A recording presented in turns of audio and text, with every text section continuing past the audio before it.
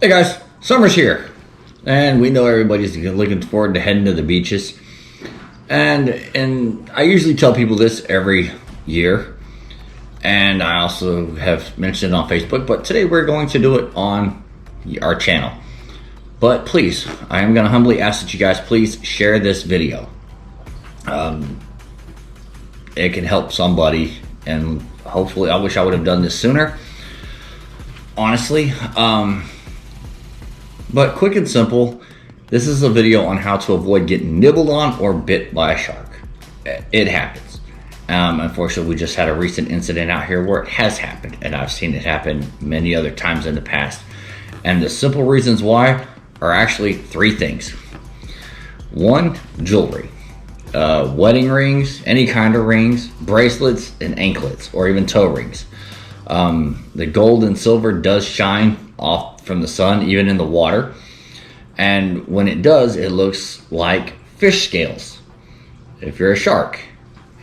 And keep in mind, sharks are food driven, so when they see this, they think food, and typically you might be mistaken as a small fish and get nibbled on or bit.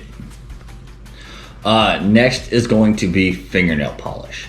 Especially some of your bright colors or red and pinks, and any of the colors or fingernail polishes with glitter or any other kind of metallics. And I know some people like to put jewels and little gems on their fingernails and things like that. Again, all that's going to do is just give something else to get more light to attract to it, and again, get nibbled on. There really is no such thing as a shark attack. I wish they would get rid of that and just call it for what it is. It's a bite. We don't taste good to sharks. So for somebody to say they get their hand bit and they still call it a shark attack, well, it's not. An attack would be, say, you walking by somebody's house and their dog attacks you. That's different. They just mistake identity because they think you're food. The next one is if surfing. I've seen it happen a few times while surfing, where we have big sharks come around us because they think we're seals or sea lions, especially in places like California. You'll see a lot of that out in those areas, or even in Hawaii. That being said, it's not that they want to eat us, because that's quite the opposite, actually. They think that we're their natural source of food, which is seals and sea lions. We actually don't taste that good to sharks. So keep in mind that, this is their home.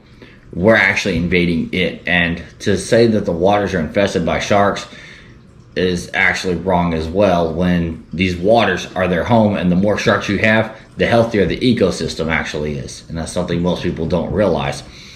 So these are just a few little things. Next one's going to be for you guys that are wade fishing. Kind of be mindful of that, because you do smell like fish. You have the fish with you, so there's those problems. And there has been a few incidences where I've seen sharks, and I've had a few come up near me while I was out wade fishing in Bolivar Peninsula out there on Crystal Beach. I've had sharks come up, and I've had one actually take one of my trout. It happens. The next one's going to be stingrays. They are in the shark family. Instead of just running out in the water, do what they call the shuffle. That's where you're just kind of walking and you're scooting your feet along the sand. This way, if there's a stingray down there, as you're coming up like this, it's going to take off instead of just stepping directly on it and running a risk of getting that barb in your foot. Believe me, those things hurt. So that being said, I hope you guys go out and have a fun summer. Just please, let's share this video out to everybody along the coasts around the world, and stay safe, enjoy the summer, enjoy the beaches, and we'll see you guys on the next adventures.